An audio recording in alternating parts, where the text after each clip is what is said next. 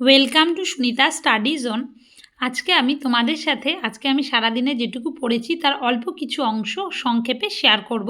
তো তোমাদের আগের ভিডিওতে আমি বলেছিলাম যে স্ক্যানারের ভিডিও করব, তো সেটা আমি একটু যেটুকু পড়ছি সেটাই আপাতত শেয়ার করছি, পরে আবার গুছিয়ে শেয়ার করব। তো চলো আজকে আমি প্রথমে সিনোনিমটা শেয়ার করব। তো 2023 সালের সিনোনিম এই স্ক্যানার থেকে। তো প্রথমে আসি 83 নাম্বার কোশ্চেন, যেটা 2023 সালে এসেছিল। তো প্রথমে কী আছে, choose the word which is the nearest in meaning. প্রথমে ভিকারিয়াস মানে কি, ভিকারিয়াস মানে পরোক্ষ বা ইনডিরেক্ট। তো মানে কি, ধরো তোমার কোথাও একটা ভিকারিয়াস এক্সপিরিয়েন্স হলো, এরকম আমি যতদূর বুঝেছি। মানে ধরো তুমি কোথাও একটা গেলে না, অনেক দেশ বিদেশের জায়গা, তো কোথাও তুমি গেলে না, আগে বই পড়ে সেটা সম্পর্কে অভিজ্ঞতা সঞ্চয় করছো, তখন সেটাকে বলবো আমাদের ভিকারিয়াস এক্সপিরিয়েন্স, এরকম বোঝায়। তো মানে ইনডিরেক্ট, পরোক্ষ বা প্রতিনিধিত্বমূলক। তো যে যাওয়ার কথা সে না গিয়ে অন্য কেউ গেল, তার পরিবর্তে প্রতিনিধিত্বমূলক বোঝাচ্ছে ভিকারিয়াস, মানে ইনডিরেক্ট হলো। আর নেক্সট কি আছে দেখো, অপশানগুলোও কিন্তু ভালো মতো আমাদেরকে অ্যানালাইসিস করতে হবে। ভিটুপ্যারেটিভ মানে কি, ভিটুপ্যারেটিভ মানে খুব অশ্লীল বা গালিগালাজপূর্ণ বা নিন্দাপূর্ণ, এরকম একটা বোঝায়, মানে অ্যাবিউসিভ বা ডিফেমেটরি, এরকম। ভিটুপ্যারেটিভ মানে কি দেখো তাহলে কি হলো, অ্যাবিউসিভ। আইসোলেটেড মানে বিচ্ছিন্ন, তোমরা সকলেই জানো। সাপোর্টিভ মানে তো জানোই, কারণ আমাদের এই মানে এটা মনে রাখবে সবসময়, ডাব্লিউবিসিএস জার্নিতে আমাদের জীবনে কিছু সাপোর্টিভ মানুষজনের প্রয়োজন। সেটা আমাদের বাবা মায় হতে পারে, কিংবা বিবাহিতদের ক্ষেত্রে হাজব্যান্ড ওয়াইফই হতে পারে। তো এই সাপোর্টিভ মানুষের কিন্তু কিংবা কোনো বন্ধু বান্ধবীও হতে পারে, সাপোর্টিভ মানুষের সাপোর্টের ভীষণ দরকার।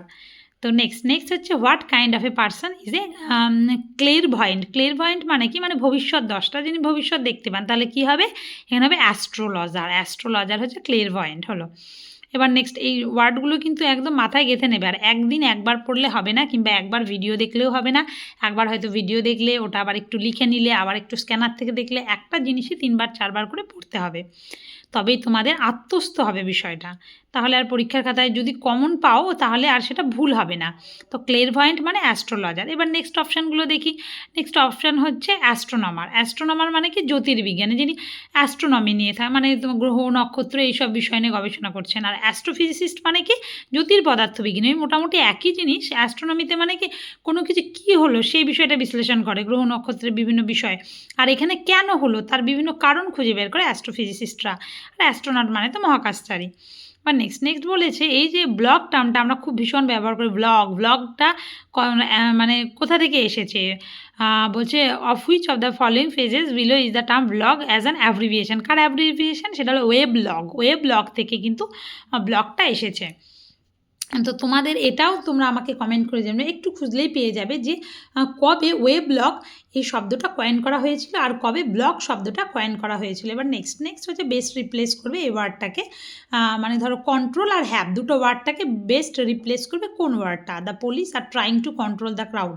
এবার এখানে দেখো, তোমরা যদি কন্টেন করো তাহলে কন্টেন মানে কন্ট্রোল করা, the police are trying to contain the ক্রাউডটাকে কন্টেন বা কন্ট্রোল করার চেষ্টা করলো। আমি কিন্তু কন্টেন মানে আমি জানতাম থাকা, হ্যাভ অর্থেই, কিন্তু কন্টেন মানে কন্ট্রোলও, এটা কিন্তু মনে রাখতে হবে। Junk food may have high levels of harmful chemicals, junk food may contain high levels of harmful chemicals, তাহলে এখানে কন্টেন হবে। চেক মানে তো দমন করা, আর ইনকর্পোরেট মানে তো যুক্ত করা, ব্লেম মানে তো দোষারোপ করা, সেটা তো তোমরা সকলেই জানো। এবার নেক্সট যেটা হচ্ছে, আবার আরেকটা দিয়েছে, এরকম রিপ্লেস করতে পারবে, মানে একটা ওয়ার্ড দুটো ওয়ার্ডকে রিপ্লেস করবে এরকম। তো suitable, the management did not find him suitable for the জবের জন্য সুইটেবল হিসেবে মনে করলো না। The did not find him fit for the job, fit হবে। আর he was not able to arrange বা to fit all his belongings into one suitcase, একটা সুটকেসে সে তার সমস্ত জিনিস ফিট করতে পারলো না। ফিট ওয়ার্ডটা এক্ষেত্রে সুইটেবল, অ্যারেঞ্জ দুই ক্ষেত্রেই ফিট হচ্ছে। এবার নেক্সট অ্যাপ্ট মানে কি, উপযুক্ত। অ্যাপ্ট মানে কি, উপযুক্ত। গুড মানে তো সকলেই জানা। ক্র্যাম মানে ঠাসা বা স্টাফ বোঝাতে ক্র্যাম ব্যবহার করা হয়। তো সব কিন্তু এই যে অপশানগুলো অ্যানালাইসিস করতে হবে। নেক্সট সিনোনিমাস হচ্ছে অ্যাজাঙ্ক্ট, ডি এর উচ্চারণ হবে না এখানে। অ্যাজাঙ্ক্ট মানে কি অ্যাড করা, অ্যাড করা মানে কি অ্যাডিশনাল এর অর্থ। আর হচ্ছে অ্যাডমনিশ মানে কাউকে বকা, কাউকে তিরস্কার করা, রিবিউক। তাহলে অ্যাডমনিশ মানে কি রিবিউক করা বা বকা। অ্যামরফাস মানে নিরাকার, তোমরা সকলেই জানো, বা অনিয়তাকার। আর অ্যাম্বিগুয়াস মানে কি অস্পষ্ট বা দ্ব্যর্থ। মানে অ্যাম্বিগুয়াস বলে না, বিষয়টা অ্যাম্বিগুয়াস মানে সন্দেহপূর্ণ বা ঠিক নট ক্লিয়ার, কিংবা বোঝা যাচ্ছে না বিষয়টা, দ্ব্যর্থ বা দুইটা অর্থ এই টাইপের বোঝায়। অ্যাম্বিগুয়াস ওয়ার্ডটা কিন্তু ভীষণ ইম্পর্টেন্ট। তো দেখো 2023-এর সিনোনিম কিন্তু আমি তোমাদের সাথে শেয়ার করলাম। তো চলো এইবারে আমরা 2022-এ যে সিনোনিম এসছে সেটা শেয়ার করব। What is the synonym of atrocity? অ্যাট্রোসিটির সিনোনিমটা কি হতে পারে? অ্যাট্রোসিটির সিনোনিম কিন্তু হতে পারে অ্যাট্রোসিটি। অ্যাট্রোসিটি মানে কি? খুব নির্মমতা বা নৃশংসতা বা বর্বরতা অর্থে ব্যবহৃত হয়, মানে ক্রুয়েলিটি। অ্যাট্রোসিটি মানে কি? ক্রুয়েলিটি হলো। এবার নেক্সট পিটি। পিটি মানে কি? কৃপা, করুণা, এরকম মধ্যে পিটি বোঝায়। আর পাংচুয়ালিটি মানে তো তোমরা সকলেই জানো, সময়নিষ্ঠা বা সময়ানুবর্তিতা। আর সলিডারিটি মানে কি? সংহতি বা একতা, মানে সলিড কি? সবসময় সলিড মলিকুলগুলো সবসময় একসাথে থাকে, তাই সলিডারিটি মানে হচ্ছে সংহতি বা একতা। এবার নেক্সট হচ্ছে find the synonym of covert. Covert মানে কি? কোভার্ট মানে যেটাকে কভার করে রাখা হয় বা সিক্রেট, সিক্রেট বোঝাতে কোভার্টটা ব্যবহৃত হয়। আর রিভার্ট মানে কি? রিভার্ট মানে প্রত্যাবর্তন, কোনো কিছু থেকে ফিরে আসা। অনেস্ট ডেজার্ট মানে তো তোমরা জানোই। কোভার্ট মানে কি? কোভার্ট মানে সাপ্রেশন বা হিডেন, মানে যে গোপন বিষয়টা কভার করে রাখে, সেখান থেকে কোভার্ট এভাবে মনে রাখতে পারে। রিভার্ট মানে প্রত্যাবর্তন। তো 2022-এরটা হয়ে গেল। এবার নেক্সট আমরা কী পড়বো? 2021-এর যে সিনোনিমটা আছে সেটা পড়ার চেষ্টা করা। Synonym of সুপারসিলিয়াস। সুপারসিলিয়াস মানে কি? সুপারসিলিয়াসটাকে সুপার হিসেবে মনে রাখবে, মানে নিজেকে সুপার মনে রাখবে, মানে নিজেই শ্রেষ্ঠ। অ্যারোগেন্ট বা প্রাউড বা অহংকারী এরকম বোঝাতে সুপারসিলিয়াস। তাহলে কী হবে? হটি। হটি মানেও কিন্তু উদ্ধত, মানে অনেকের উদ্ধত আচরণ দেখা যায়। হটি বা সুপারসিলিয়াস মানে যিনি কি নিজেকে সুপার হিসেবে মনে করেন তিনি হচ্ছে সুপারসিলিয়াস। বা অ্যারোগেন্ট বা প্রাউড, অহংকারী। আর অফিসিয়াস মানে কি? অনেকে থাকে না অফিসিয়াস নেচারের, মানে গায়ে পড়া বা উপযাচক।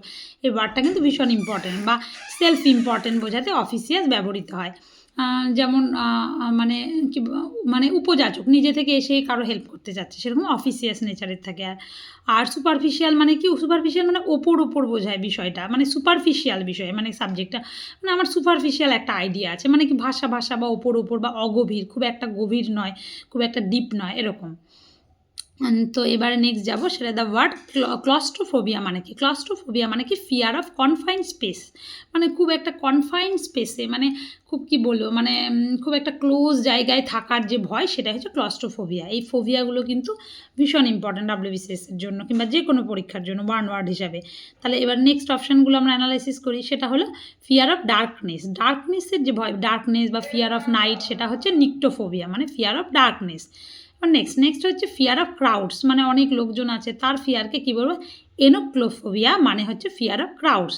ফিয়ার অফ ওয়াটার তোমরা সকলেই জানো, অ্যাকোয়াফোবিয়া। আর ক্লস্ট্রোফোবিয়া মানে আবদ্ধ ভীতি। এবার নেক্সট দ্য ওয়ার্ড ভিসিটিউড মানে কি? মানে হচ্ছে উত্থান পতন বা অপ্রত্যাশিত পরিবর্তন, হঠাৎ করে চেঞ্জ, এমন একটা চেঞ্জ হচ্ছে, মানে মানে ভাগ্যের পরিবর্তন, এরকমও বোঝায়। ভিসিটিউড মানে হচ্ছে চেঞ্জ বা উত্থান পতন বা অপ্রত্যাশিত পরিবর্তন। আর ইউনিফর্মিটি মানে তো জানোই, ইউনিফর্মিটি মানে একভাবে থাকে। স্ট্যাগনেশন মানেও তাই, আবদ্ধ যেটা। স্টেবিলিটি মানে তো স্টেবিলিটি, আমাদের জীবনে মানে ডাব্লিউবিসিএস জার্নিতে লেগে থাকার জন্য স্টেবিলিটি প্রয়োজন, একটা স্থিরতা প্রয়োজন। তো আর ভিসিটিউড মানে ভাগ্যের পরিবর্তন বা পরিবর্তন, ট্রানজিশন বা চেঞ্জ বা অল্টারেশন বা ইনস্টেবিলিটিকে বোঝায়। Next the word officious means. Officious মানে কিন্তু একটু সেলফ ইম্পর্টেন্ট বোঝায়, মানে যে সহজে নাক গোলায় বা উপযাচক, সেরকম টাইপের, সেলফ ইম্পর্টেন্ট হলো। এবার দেখো উপযাচক বা আগবাড়া যেটা বলা হলো, এটা কিন্তু এর আগের বারে দেখতে পাচ্ছ 2021-এরই আর একটা ওয়ার্ডের, সেটা হচ্ছে আমাদের কী ছিল? অপশান হিসাবে ছিল, সেটাই কিন্তু এই ওয়ার্ডের কোয়েশ্চেন হিসাবে আসলো। ওর জন্য বলি যে অপশান অ্যানালাইসিসটা কতটা ইম্পর্টেন্ট হতে পারে।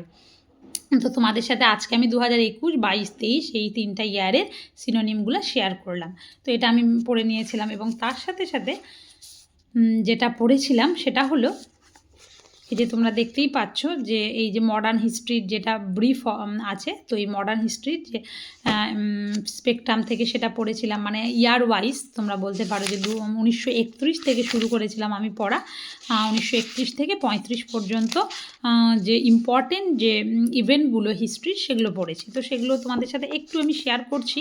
সেটা হলো করাচি সেশন। প্রথমেই যেটা পড়েছিলাম 1931-এ, প্রথমে ওই যে চন্দ্রশেখর আজাদ ওনার সুইসাইড, তো প্রথমে হলো 1931 ফেব্রুয়ারিতে। তারপরে আর বলতে গেলে আরও অনেক কিছুই হলো, মানে করাচি সেশনে, তারপর করাচি সেশন হলো, করাচি সেশন 1931 সালে, তো সেটা মার্চে হলো সেটা। তো তার আগে তারপরে হচ্ছে তোমার ধরো আরও অনেক কিছুই হয়েছিল 1931-এ। তো তার মধ্যে করাচি সেশনের মোস্ট ইম্পর্টেন্ট যেটা হলো, তার প্রেসিডেন্ট কে ছিলেন? সর্দার বল্লভভাই প্যাটেল। এবং তার সাথে দুটো মানে জিনিস সেখানে ইনক্লুড করা হয়েছিল, ফান্ডামেন্টাল রাইটস এবং তার সাথে ন্যাশনাল ইকোনমিক প্রোগ্রাম, সেটাও ইনক্লুড করা হয়েছিল। আর তারপরে এরকম নানান মানে বিষয় রয়েছে করাচি সেশনে। তো বিভিন্ন যে কংগ্রেসের বা আইএনসি সেশনগুলো আছে সেটা কিন্তু তোমরা চেষ্টা করবে যে খুব ভালোভাবে পড়ার, কারণ আইএনসি সেশনগুলো যদি তোমরা একটু ভালো মতো পড়তে পারো সেখান থেকে তোমাদের অনেক অনেক বিষয় কভার হয়ে যাবে। এবং মোস্ট ইম্পর্টেন্ট বিশেষ করে ডাব্লিউবিসিএসের ইতিহাসে কিন্তু ডাব্লিউবিসিএসের জন্য ইতিহাসে এই যে আইএনসি সেশনগুলো সেটা খুব ইম্পর্ট্যান্ট হয়ে যাচ্ছে। তো এইভাবে আমি অনেকটাই মানে পড়ে নিয়েছিলাম আর কি এগুলো থেকে। তো করাচি সেশন তো গেল, তারপরে দুটো মানে মেন আসে কি কবে করাচি সেশন কবে হয়েছিল সেটা একটা দিল যে 1931 সালে হয়েছিল, এবং তার সাথে সাথে কী দেয় বলো তো, তার সাথে সাথে দিল তোমার হচ্ছে যে এখানে প্রেসিডেন্ট কে ছিলেন, ছিলেন হচ্ছে সর্দার বল্লভভাই প্যাটেল।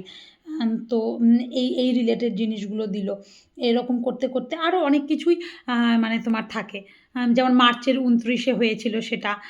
তো এখানে কি কি রেজলিউশন না হয়েছিল, রেজলিউশন অন ফান্ডামেন্টাল রাইটসের উপরে রেজলিউশন না হয়েছিল, resolution on national economic programme তার উপরেও রেজলিউশন না হয়েছিল হলো। এবার করাচি সেশনের আগে কি কি হয়েছে 1931-এ সেটা একটু পড়লাম, মানে চন্দ্রশেখর আজাদের আত্মসমর্পণ বা সুইসাইড সেটা হয়েছিল 1931-এ। তারপরে গান্ধী আরউইন প্যাক্ট যেটা মোস্ট ইম্পর্টেন্ট 1931-এর 5 মার্চে হয়েছিল গান্ধী আরউইন প্যাক্ট। তো তারপরে আরও অনেক কিছু হয়েছিল সেখানে, এক্সিকিউশন অফ ভগৎ সিং, তারপরে সুখদেব আর রাজগুরু তার এক্সিকিউশন হয়েছিল 23শে মার্চ 1931। তার জন্য কিন্তু এই 23শে মার্চটা শহীদ দিবস হিসাবে পালন করা হয়, মার্টিয়ার ডে হিসেবে পালন করা হয়। তারপরে সেই সময়টাই যে ভাইসরয় ছিল মোটামুটি 1931-এর এপ্রিল থেকে লর্ড উইলিংটন কিন্তু ছিল। তারপর সেকেন্ড রাউন্ড টেবিল কনফারেন্সে, এই যে রাউন্ড টেবিল কনফারেন্সে আসলো ফার্স্ট, সেকেন্ড, থার্ড 1931-এ। ফার্স্ট রাউন্ড টেবিল কনফারেন্সে তো কংগ্রেস অংশগ্রহণ করলো না, সেকেন্ড রাউন্ড টেবিল কনফারেন্সে কংগ্রেস গেল, তার সাথে মানে গান্ধীজি গেছিলেন, তারপর সরোজিনী নাইডুও গেছিলেন সেকেন্ড রাউন্ড টেবিল কনফারেন্স, কিন্তু খুব একটা ফলপ্রসূ হলো না। এই যে বিভিন্ন দিকগুলো রয়েছে তো সেগুলো সম্পর্কে একটু আমি পড়ে নিচ্ছিলাম। এখানে বলতে গেলে প্রচুর কিছু বলার থাকে আসলে। তো এই জিনিসগুলো পড়ছিলাম। তারপরে তো থার্ড রাউন্ড টেবিল কনফারেন্স তোমরা তো সকলেই জানো। তারপর 1931-এ তো এগুলো হলো। 32-এ আবার মেন জিনিস বলতে কমিউনাল যে অ্যাওয়ার্ড হলো, সেই কমিউনাল অ্যাওয়ার্ড ভীষণ ভীষণ ইম্পর্টেন্ট হলো। সাম্প্রদায়িক বাটোয়ারা নীতি তোমরা যেটাকে বলো, Ramsay MacDonald British prime minister ছিলেন, এবং কমিউনাল অ্যাওয়ার্ড 16ই আগস্ট 1932-এ কমিউনাল অ্যাওয়ার্ড যেটা রয়েছে তো সেই অ্যাওয়ার্ডটা কিন্তু অ্যানাউন্স করা হয়েছিল। তো ভীষণ ইম্পর্টেন্ট সেটা। তো সেটা পড়া হলো। তো এখানে মেন কী ছিল, সেপারেট ইলেক্টোরেট দেওয়ার কথা বলছে, মুসলিম থেকে আরম্ভ করে বিভিন্ন জাতির জন্য, খ্রিস্টান, শিখ, অ্যাংলো ইন্ডিয়ান, ডিপ্রেস ক্লাস সকলের জন্য বলছে যে সেপারেট ইলেক্টোরেট দেওয়ার কথা। ডিপ্রেস ক্লাসের তরফ থেকে ছিল বি.আর. আম্বেদকর। তারপর 1932-এ তো এটা ঘোষণা হলোই। তারপরে আর একটা ব্যাপার ছিল সেটা হচ্ছে প্রীতিলতা ওয়াদ্দেদার, ওনার যে হচ্ছে অ্যাটাক হলো সেই সময় 1932-এ হয়েছিল। তারপরেও আসলে হচ্ছে পুনা প্যাক্ট, পুনা প্যাক্টের ঘটনা 1932-এই এসেছিল। তো এই যে পুনা প্যাক্ট 1932 বি.আর. আম্বেদকরের নেতৃত্বেই হয়েছিল সেপ্টেম্বর 24, 1932-এ। আর তার সাথে কিন্তু গান্ধীজি সেই সময় যেহেতু জেলে ছিলেন, তো তাই গান্ধীজির তরফ থেকে on behalf of Mahatma Gandhi Madan Mohan Malviya উনি কিন্তু এই প্যাক্টটা সাইন করেছিলেন। তো সেই রিলেটেড একটু পড়া, এছাড়া আরও অনেক ডিটেলসে আছে। তারপর থার্ড রাউন্ড টেবিল কনফারেন্স হলো 1932-এ, এইরকম পড়া। এই যে জিনিসগুলো আছে এই জিনিসগুলো কিন্তু ভীষণ ইম্পর্টেন্ট। তারপরে 1933-এ আবার যখন আসলো 1932-এর দিকে যে হরিজন সেবক সংঘ, অল ইন্ডিয়া হরিজন সমাজ তৈরি করলেন গান্ধীজি।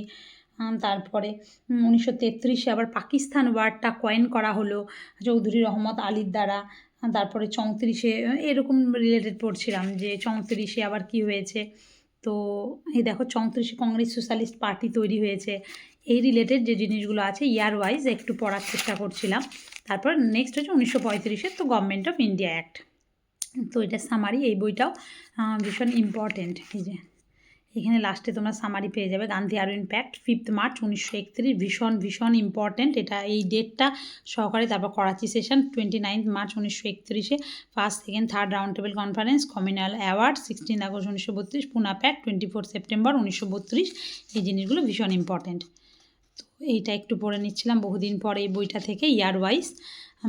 তো চলো আজকের মতো এটুকুই।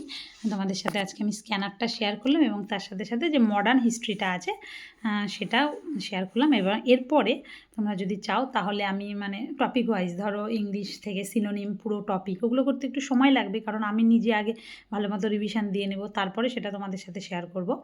তো চাইলে টপিক ওয়াইজও মানে সিনোনিম, অ্যান্টোনিম, তারপর আর যা ওয়ার্ড, ইডিয়ম সব, মানে শুধু ইংলিশ না, সব subject topic wise, subject wise share করব। কিন্তু তার আগে আমি একটু নিজেকে প্রিপেয়ার করে নিই। তো যেটুকু পড়ছি সেটুকুই শেয়ার করলাম। তো কেমন লাগলো তোমাদের জানিও। আজকের মতো এটুকুই। Thank you.